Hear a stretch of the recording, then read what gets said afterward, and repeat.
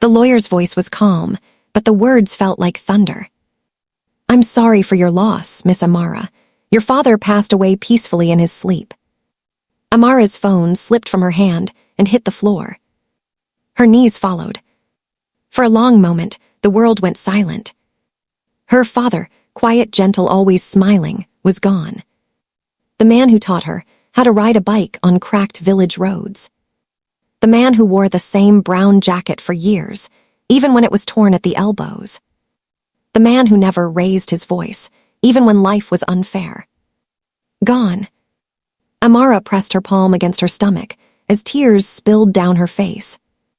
Inside her, life still moved. 7 months pregnant.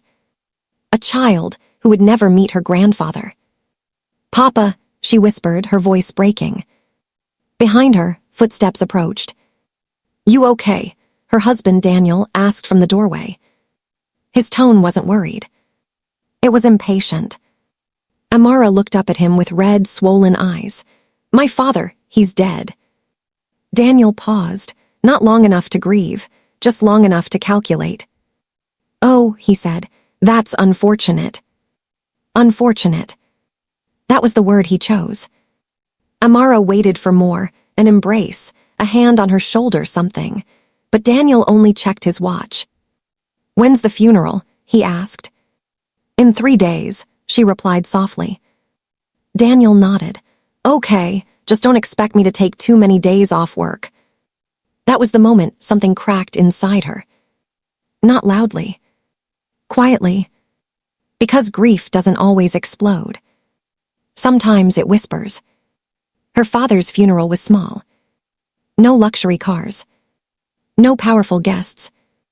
Just old neighbors, a few distant relatives, and Amara standing alone in black. Daniel didn't come. He sent a text instead.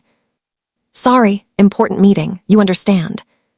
She read the message while standing beside her father's grave. She did understand. She understood more than Daniel realized. That night, Amara returned to the small apartment she shared with her husband. She was exhausted, physically, emotionally, spiritually.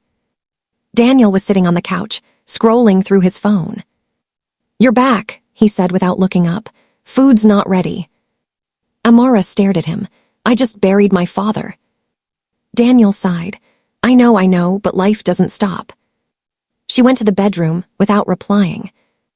Inside, she sat on the bed and finally let herself cry, not just for her father, but for the life she thought she had. 2 days later, Daniel came home unusually early. Amara noticed the change immediately. His hair was perfectly styled. His shirt was ironed. He smelled like expensive perfume, not hers. "We need to talk," he said. Her heart dropped. She had heard those words before, never with good news. Daniel sat across from her at the dining table. He didn't touch her, didn't look at her stomach. "I've been thinking," he began. "This marriage, it's not working." Amara blinked. "What?" "You're always emotional, always sensitive, and now with the baby coming, it's too much pressure." She stared at him in disbelief. "Pressure? I'm pregnant with your child." Daniel leaned back. "That's another thing. I'm not ready for this responsibility." Her voice trembled. "So what are you saying?" He slid a folder across the table. "Divorce papers." Amara's hands shook as she opened it. "You're divorcing me," she whispered. "Now." "Yes," Daniel said calmly. "It's better this way." Tears streamed down her face. "I just lost my father." "And I'm sorry about that," he replied flatly. "But I can't stay married out of pity." She looked at him like he was a stranger. "What about our child?" she asked. Daniel stood up. "I'll send some money when I can." "When I can." Then he added the final blow.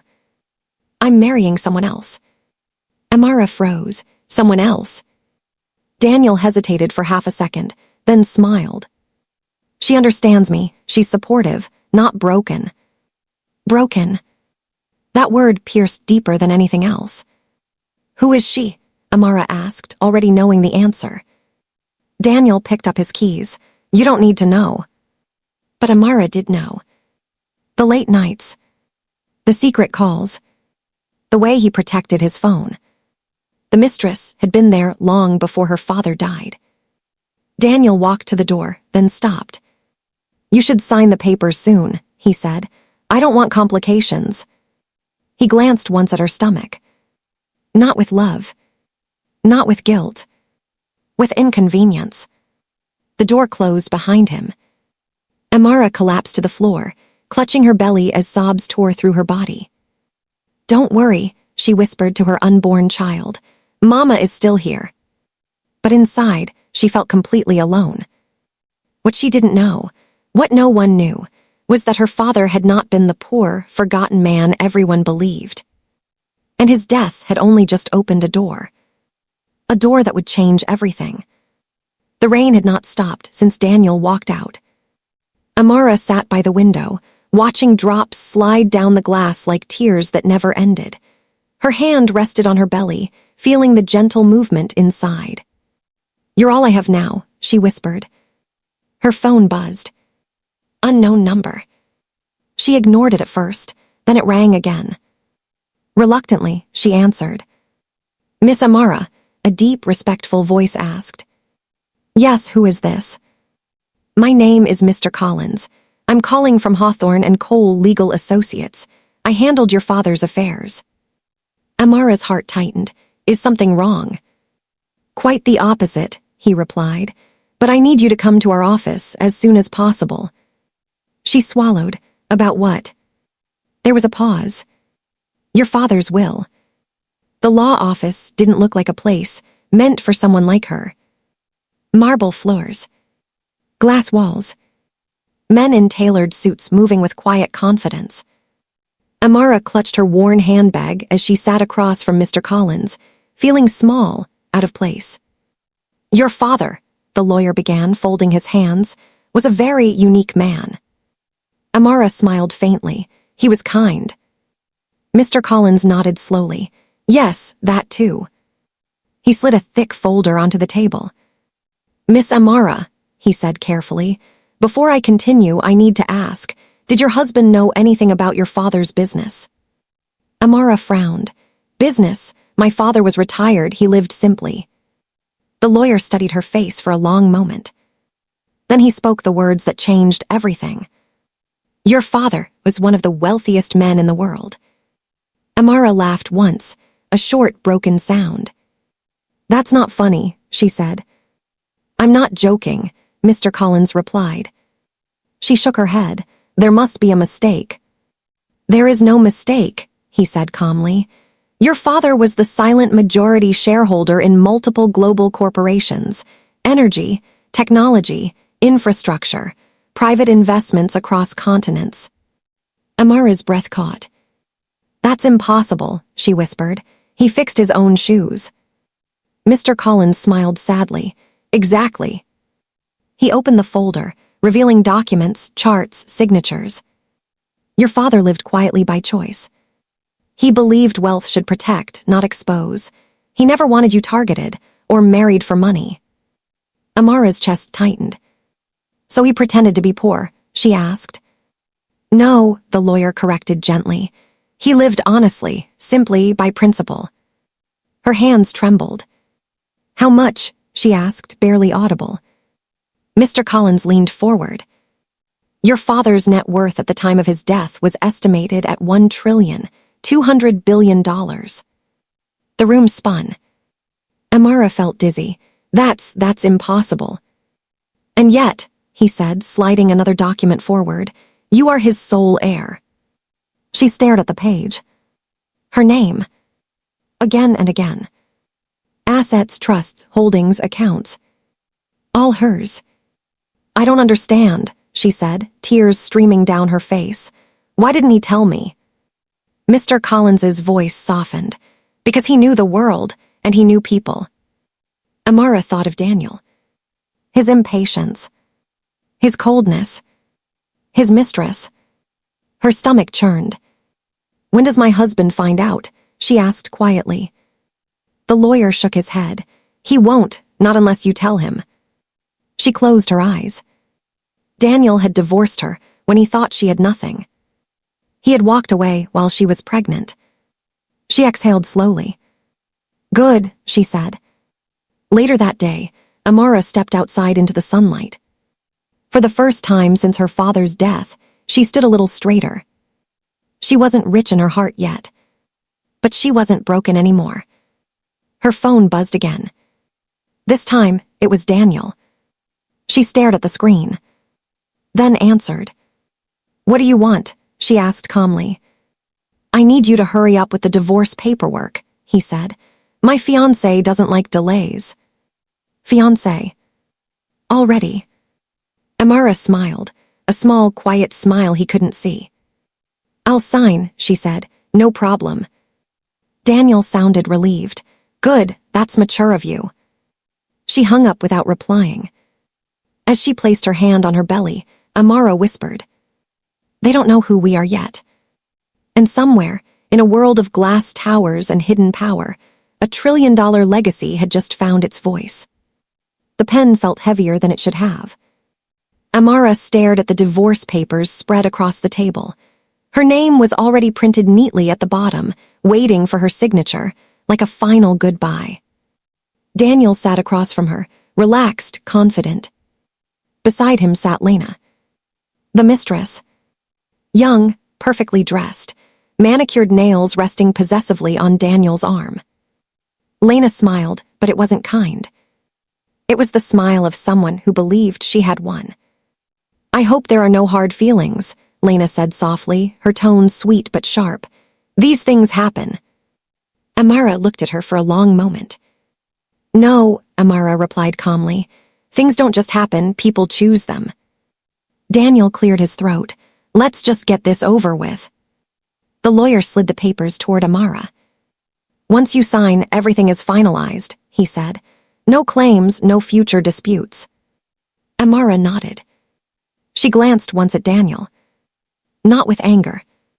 Not with pain. With clarity. "You're sure about this?" she asked him quietly. "There's no turning back." Daniel scoffed.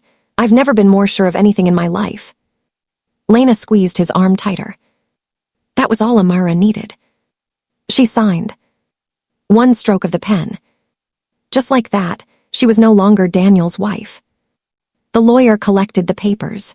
"Congratulations," he said awkwardly, unsure who the word was meant for. Daniel stood immediately. "Great, we're done here." Lena leaned forward and lowered her voice. "Try to take care of yourself and the baby." The words sounded like concern, but the eyes didn't. Amara stood slowly, one hand supporting her belly. "I will," she said evenly. "Better than you think." Daniel laughed lightly. "Good luck with life." She watched them walk away, Daniel and the woman he chose when he thought she had nothing.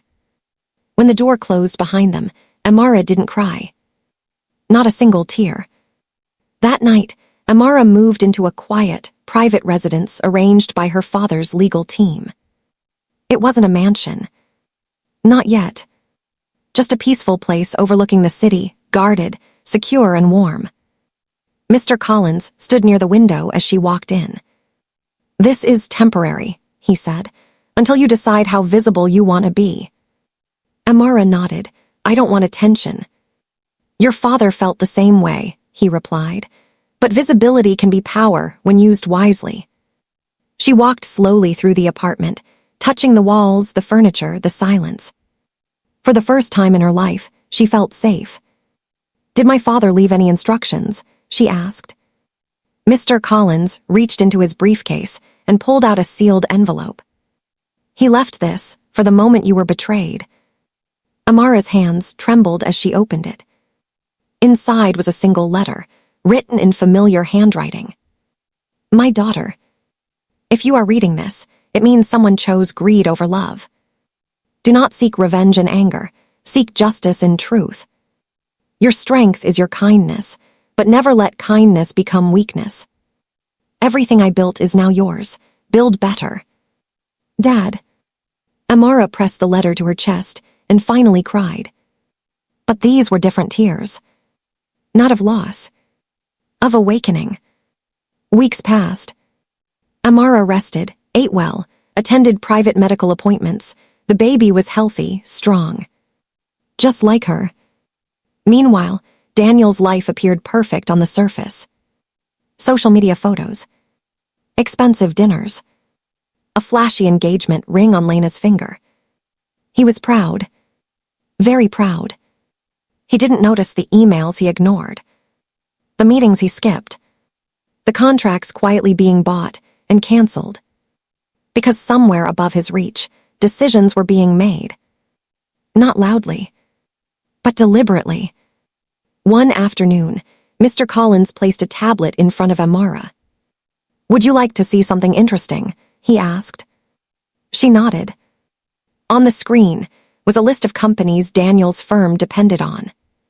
Suppliers, investors, partners. All highlighted. "All of these," Mr. Collins said, "are now under your control." Amara stared at the screen. Not with excitement. With responsibility. "What happens if I do nothing?" she asked. Mr. Collins smiled slightly. "Then nothing happens." She looked up. "And if I act?" "Then," he said carefully, "the truth will surface." Amara placed her hand on her belly. "Not yet," she said. "Let them celebrate." Because storms don't announce themselves. They arrive when people feel safest. Daniel had never felt luckier. The rooftop restaurant glowed under golden lights, city skyline stretching endlessly behind him. Soft music played as waiters moved with precision. Lena raised her glass, to new beginnings. Daniel smiled proudly, to choosing happiness. They clinked glasses. Around them, friends laughed, admired Lena's ring, and congratulated Daniel on his upgrade. "She's stunning," one man whispered. "You definitely leveled up," another joked. Daniel soaked it in. He deserved this. After all, he had escaped responsibility. Escaped poverty. Escaped a wife who, in his mind, would only hold him back. What he didn't know was that 3 floors below, a quiet meeting had just ended. And his name had been mentioned. Across town, Amara sat in a private conference room, sunlight filtering through sheer curtains. She wore a simple dress, nothing flashy, her pregnancy now impossible to hide. Around the table sat men and women in tailored suits, executives, advisors, board members. All of them stood when she entered. That still felt strange.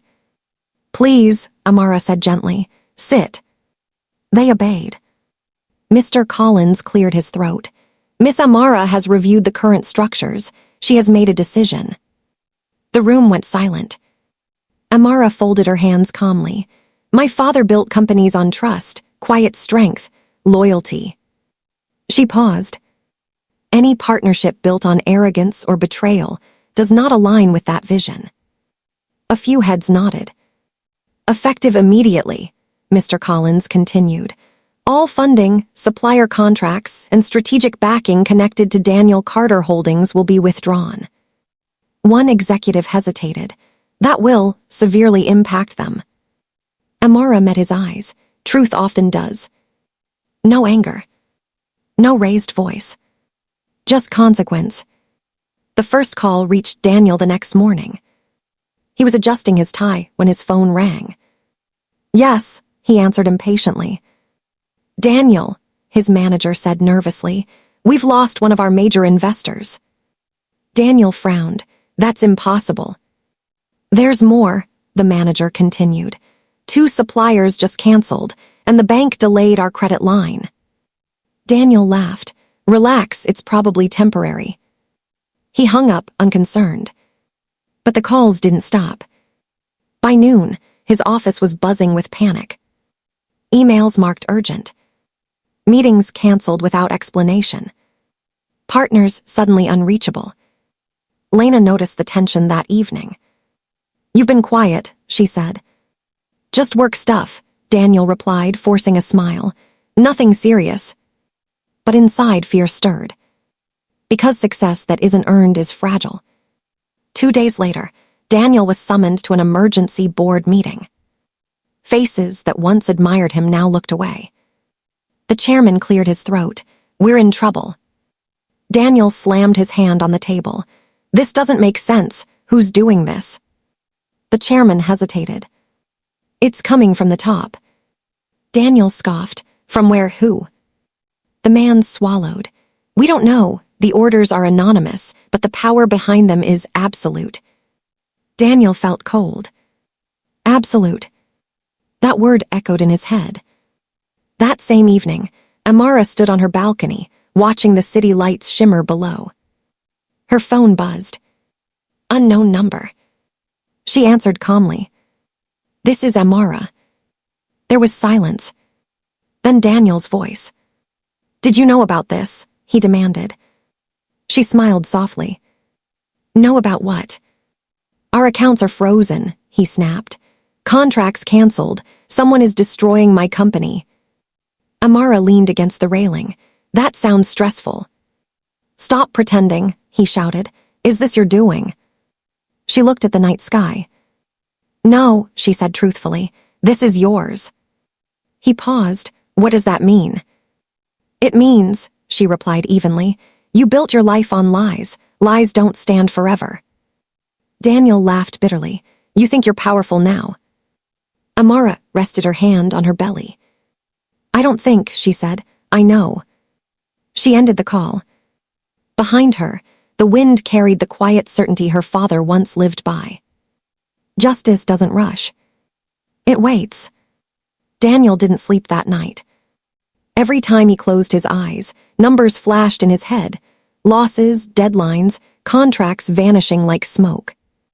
By morning, his phone battery was nearly dead. So was his confidence. He sat at the edge of the bed, rubbing his face, while Lena paced the room in a silk robe, irritation written all over her flawless makeup. You said this was stable, she snapped. You said we were set. It is stable, Daniel replied sharply. This is just a phase. A phase, she laughed bitterly. We just lost the penthouse deposit. Daniel stood up. I'll fix it. Lena crossed her arms. How? He didn't answer. Because for the first time in his life, Daniel didn't have one. At the office, the atmosphere felt different. No smiles. No confidence. Just whispers. His assistant avoided eye contact. Any updates? Daniel demanded. She hesitated.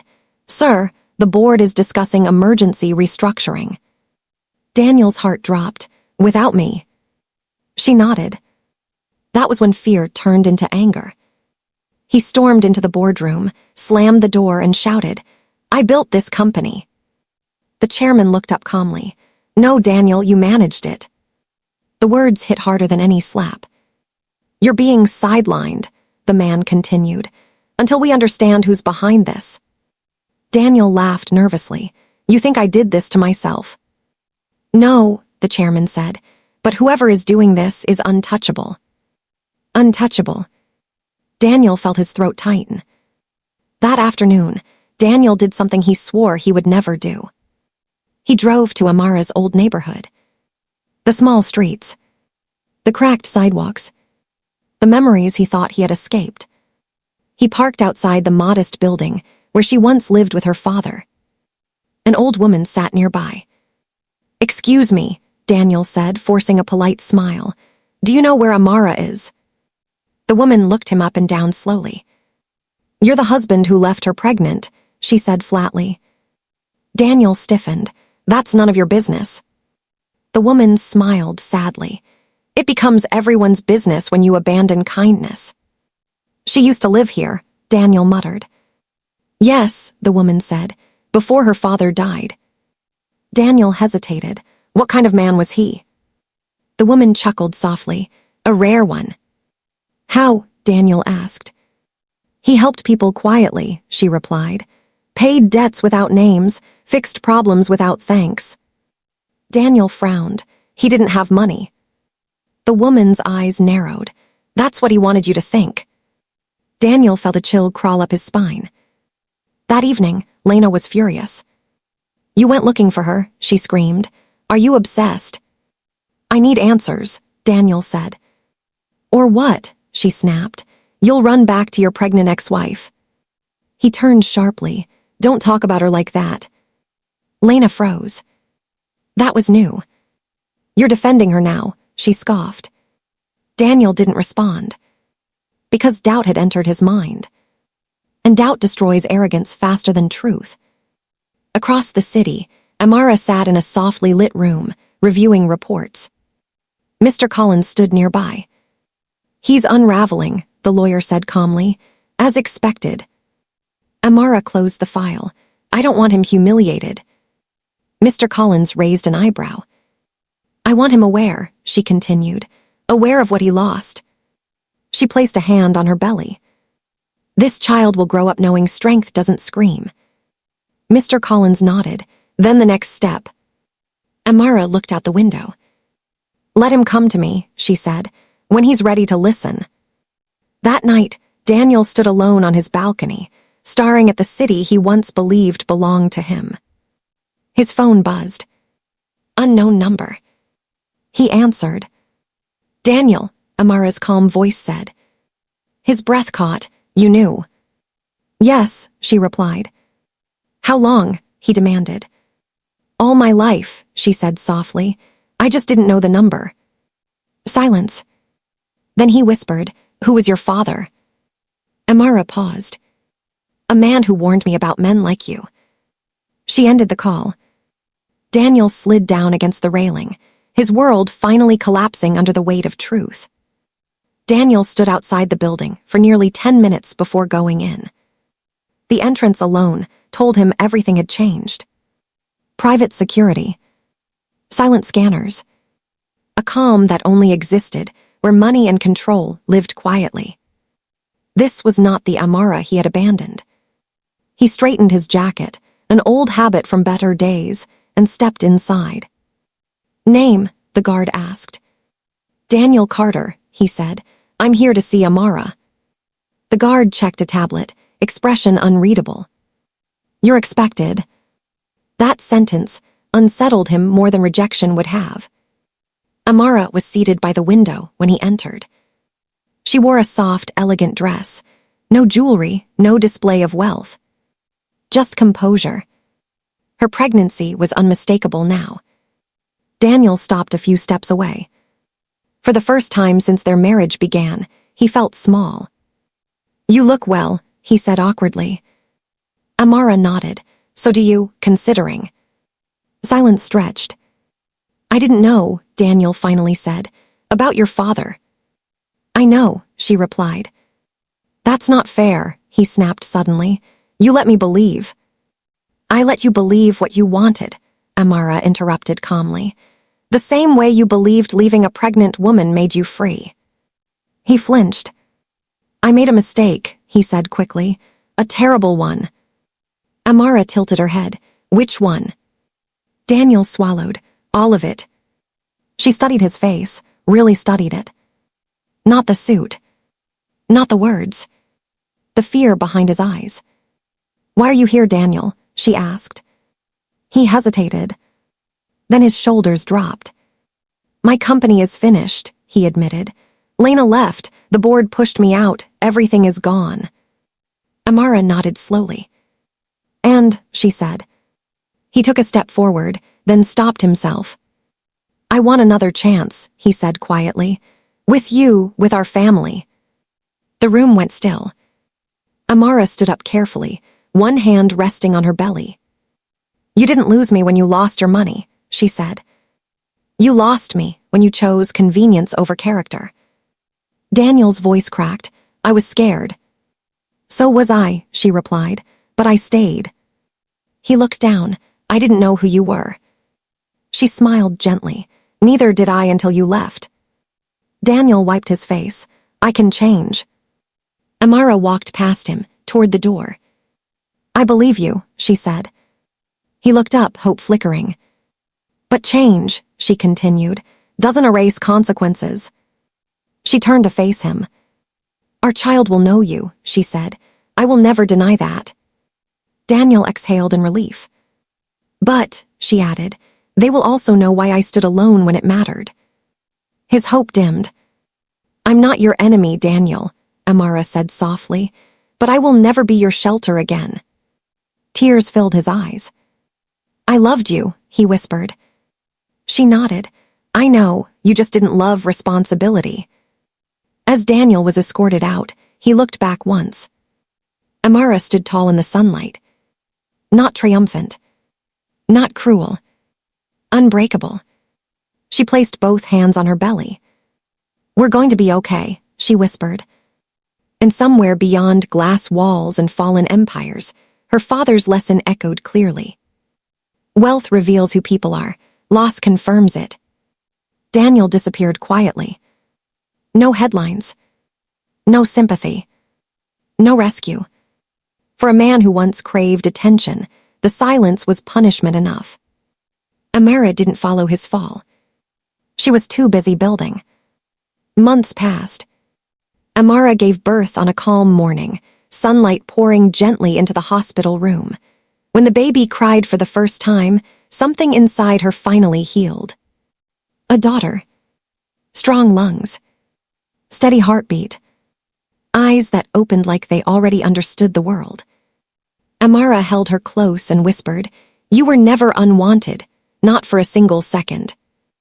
Mr. Collins stood nearby, respectful and quiet. Your father would have been proud, he said. Amara smiled through tears. He already is. Life changed, but not loudly. Amara did not announce her wealth. She did not buy headlines. She did not chase revenge. Instead, she did something unexpected. She returned. Not to the apartment she once cried in, but to the neighborhoods her father had protected quietly for decades. Schools reopened. Medical debts vanished.